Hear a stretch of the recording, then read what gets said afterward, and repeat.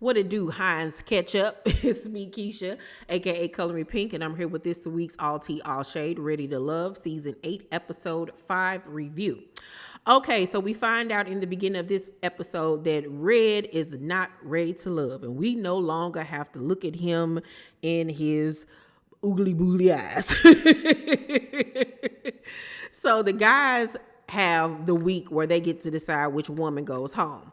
Janelle goes on a date with Quentin and Herbert. I myself am not attracted to either of them. I don't know if anybody's noticed, but Herbert has a wandering eye.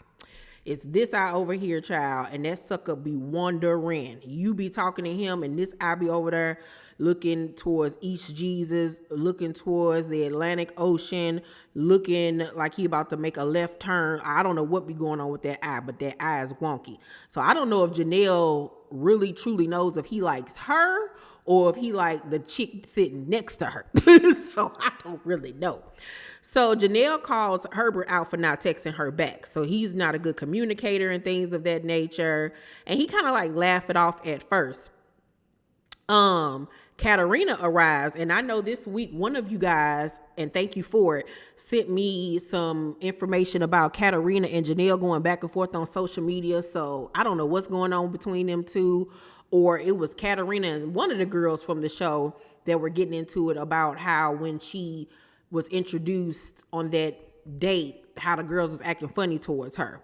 But anywho, I guess all of that will be addressed at the reunion. So Janelle doesn't like when Herbert flirts with Katarina because she says as of right now, like he's her number one pick, I guess, since Red has gone home. She has horrible taste in men, by the way. Like, I guess so. So this week is all about non-negotiables. And he reveals that his non-negotiable is a woman that doesn't want to have children because he wants to have kids. And see, that's a non-negotiable for me because I can't have any more kids. So if I met a man that wanted children, that's a deal breaker for me because I can't have any children, and I don't know if I necessarily will want to start over at this age. So Katarina is in between. Like, she doesn't mind having kids, but if she doesn't, it's not a big deal to her. Janelle tells him that he needs to apply more pressure because other men are coming hard and he just might lose his spot. Okay. And he says that he will do that. He will step it up. He will start communicating, texting her back, and reaching out on his own. I just feel like if I got to tell you that, then it's a wrap already. Because when a man really wants you, he's going to put in the time and the effort to do so. I don't care how busy you are.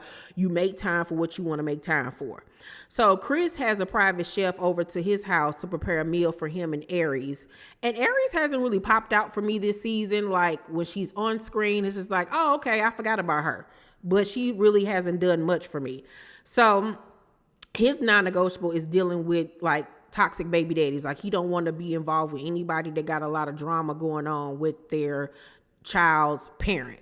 So he gets emotional himself talking about how his father passed away and his mother has passed away. And he had a really, really close relationship with his mother. And, you know, he tears up and he talks about how close he was to his mom and how good of a mother his mother was to him and his siblings, and how he sees that in Aries. So I guess that they're, you know, really building like this connection with one another. And it was nice to see a man be emotional and open about his feelings, especially when it comes to how he feels about his parents. Because one thing about it, I had to learn that, you know, it's an old adage that our grandparents and elders used to say, look at how a man treats his parents. And that's all you need to know about him. So Marvin takes Unique horseback riding, and he sets up a, you know, romantic picnic by the lake, and they end up sharing the first kiss. Like, she actually kisses him first, and she's very shocked that she did that. His non-negotiable is he wants more children. He said, I don't think he has kids, but he says he wants more children. So I didn't know where the more came from. He said he must have a boy. He will not leave this earth without having a boy. And I was like, well, what if that genetically just does not happen unless you literally take your sperm and implant a boy, you know, into your person? Like, how was that going to just happen? I thought that they were really building chemistry with one another, but Unique still is harboring a lot of pain and hurt from her previous relationship. Amari, what's his name? Amaria, whatever that dude name. I'm gonna call him Amari, child. Chris, Herbert, Kira, Sierra, and Jessica go on a group date. Now, I know I saw on social media as well that Amari baby mama blasting him on social media saying that he is acting cap on that show, saying that she cheated on him and all of this stuff. She's saying that none of that is true, and that I don't even want to paraphrase because I didn't read the whole thing, but basically she's saying that he lying. So Sierra's non-negotiable is having children. That's a must for her. She wants children. Kira's non-negotiable is someone who is not in the faith, because she's a God-fearing woman, and she just kind of came across very stiff to me. Like, I don't know about her. I really honestly don't. Wait, it was who is not in the faith or who doesn't believe? No, that was the other young lady. Yes, she needs somebody that believes in the Lord and all of that stuff. So Philip takes Katerina out on a date.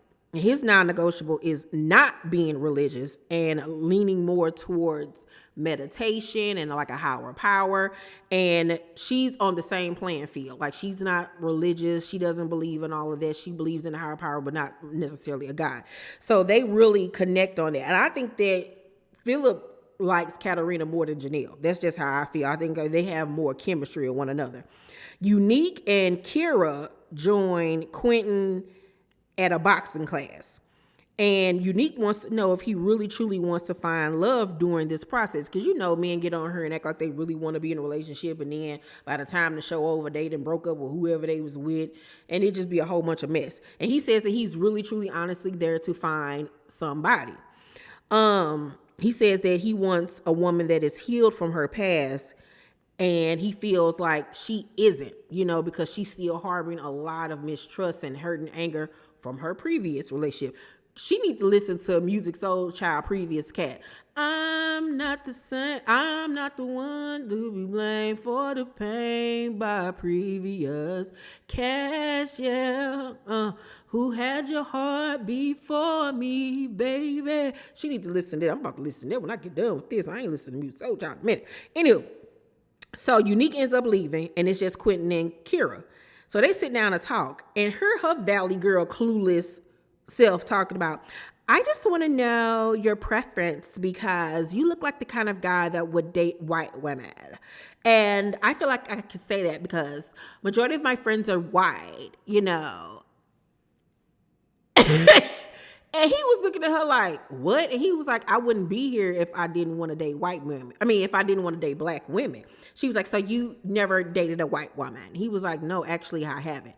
Latino? And he was like, yes, I have dated Latino women, but I love my black sisters. That's like why I'm here.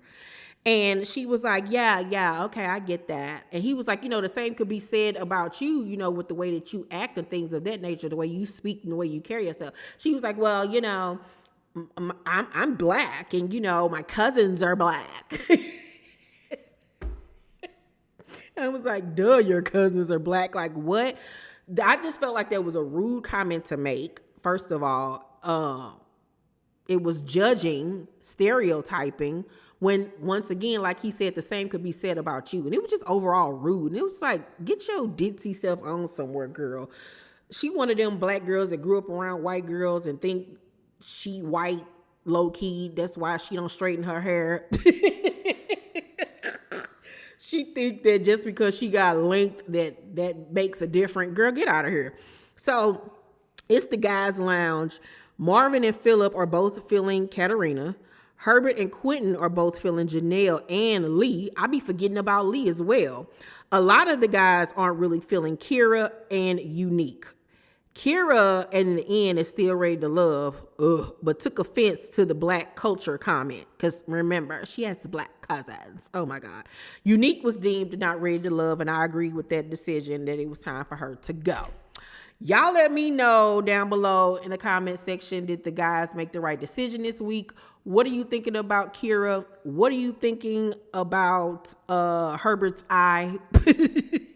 Who, if anybody, do you think really has a connection out of this cast? Because as of right now, I don't really see like connections yet with anybody. You know, it seems like everybody's still hopping around and trying to figure out who they like. Usually right about now, we'll see a couple that really is kind of starting to lock in with each other. And I haven't gotten that yet out of this cast. So let's talk about that down below in the comment section, you guys. Make sure to thumbs up this video, like and subscribe, and hit the notification bell button. I love you, and I'll see you on the next video. Bye.